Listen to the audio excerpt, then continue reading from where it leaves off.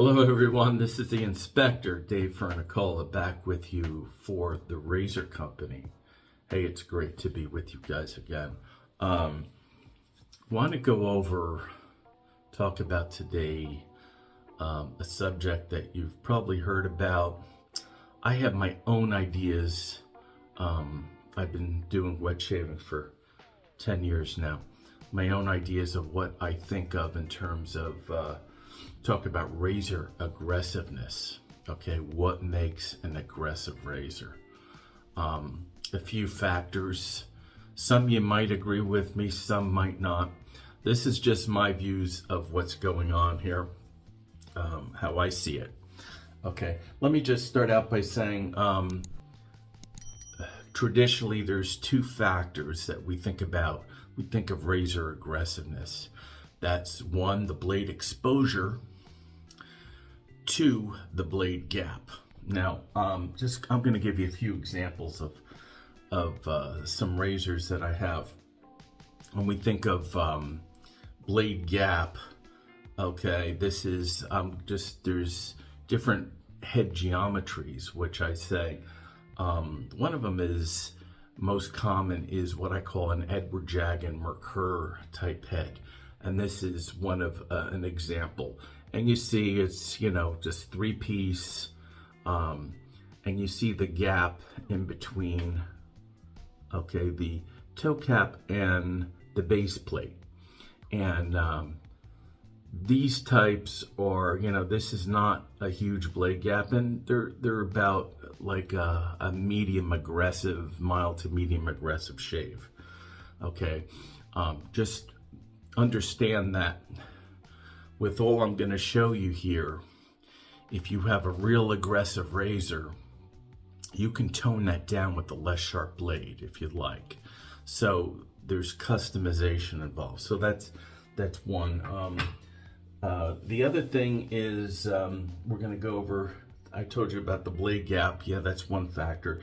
Blade exposure is, I think, one of the more telling factors in razor aggressiveness. Now, if you see a blade that has a lot of blade exposure and it's hanging out there with no safety bar underneath and it's just exposing your whole skin, that's a sign of an aggressive razor. I'm talking about an R41 type head.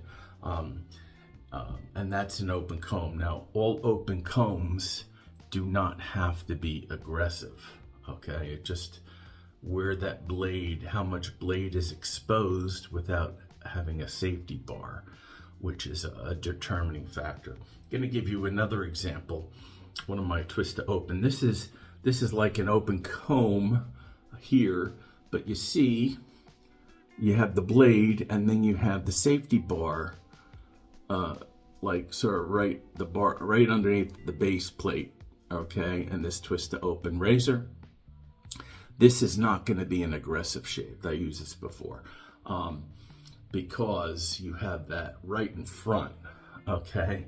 So and there's a lot like that. There's the Goodfellas are like that. There's a number of them that are that type of setup. Also, talk about head geometry is, I'm going to take the Henson razor, and a lot of these companies like that Yates are going to this style head. And what this does, okay, the blade comes down. If you put a blade in here, so it curves it down. The toe plate puts pressure on it, and so you're going to get a pretty mild shave out of this. But just because it's a mild shave, it could be efficient. Don't confuse the two. Just because it's a mild shave doesn't mean it can't be efficient at taking the whiskers off really quickly. Okay, so you're getting a lot like this. Also, to mention, this type of, I would say, clamping system, okay, because of the design, it holds the blade in place really, really tightly, okay? And that eliminates any movement of the blade while you're shaving, what we call blade chatter. And some razors, if you have some blade chatter, it almost feels like the razor is more aggressive than it is, but it's just the blade tends to move a little bit. This is a very secure clamping system, and the blade is canted down, so it's going to give you a very stable, no blade movement, mild but efficient shave, okay? And so that's the other, this is my Henson medium. The other factor, I'm gonna sort of end with this, if I may. A big, not often talked about in razor aggressiveness is head geometry. What do I mean by head geometry? Well, if you have like a Henson, the head geometry, I'll get the Henson here, okay, is the blade is curving downward, okay, and that's because of the toe plate, okay, you see the design here, it's down. If you have a razor head, and I'm going to take an example, my Robin single edge blade, I have a blade in here just to show you. If you look at this, okay, look at the blade exposure. Yeah, there's a little bit, but not overly, because you know it's not hanging too much over. You see a side view of that. You have the safety bar underneath, but this is deceiving. It's very, to me, it's very aggressive because of the head geometry. Now, if you look at the base plate, I'm getting a little wonky here as far as explanation, a little bit into the weeds, but if you stick with me, see how it's flat? The base plate's flat, and the head is, it's not curving down the blade that much. It's coming straight out. Okay, when it's coming straight out like that against your face, okay, it's coming at a sort of at a perpendicular angle, which makes for a really aggressive shave. If you guys remember the first version of the standard razor, which came out maybe about 10 years ago or so, and I had one. You look at it, no big deal, but you shave with that, oh my God, this is aggressive, because the blade was straight out. It came straight out, and it was very aggressive on your face. So that is a great thing to consider.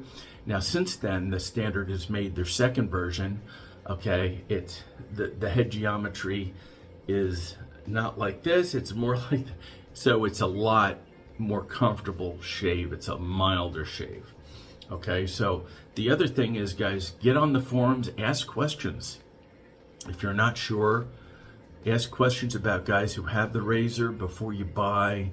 Ask them how aggressive it is. Go on YouTube. Guys like me and many others do reviews. You know, so it's a good way of finding out information as much as you can before you buy something. I would suggest that if you guys are just starting out, new guys always start out with mild. Merkur 34C, Edwin Jagger, DE89, that sort of thing, okay? So, yeah, so this doesn't look aggressive off the bat, but when you start shaving, because of that blade is sitting horizontally straight out, yeah, it's quite an aggressive shave. Yes, this is a light razor, but that's just one factor. You know, the head geometry has a lot to do with it. Not often talked about. Okay, so we've gone over the basic stuff that I think is important when you're dealing with razor aggressiveness. If you guys have any comments, put them below. It's great to do another video for the Razor Company. You can always catch me on my regular channel, The Inspector's Den. I try to do 2 or 3 videos a week, depending, maybe 1 to 3. It just depends what I have going on. Every now and then, I'll come on here and give you guys what I think is some decent information about shave gear that should impact your buying decisions, your preferences, and everything else. Okay, guys, well, that's all I got for you today. Hey, I look forward to seeing you guys real soon. Have ideas for other videos, so yeah. And until then, enjoy your weekend. And for the Razor Company, I am the Inspector, David Fernicola, because that's what I do for a living. I find things out like I do. I'm geeky with my shave gear, so that's how it goes. All right, guys, we'll see you again soon. Have a great day. Bye-bye.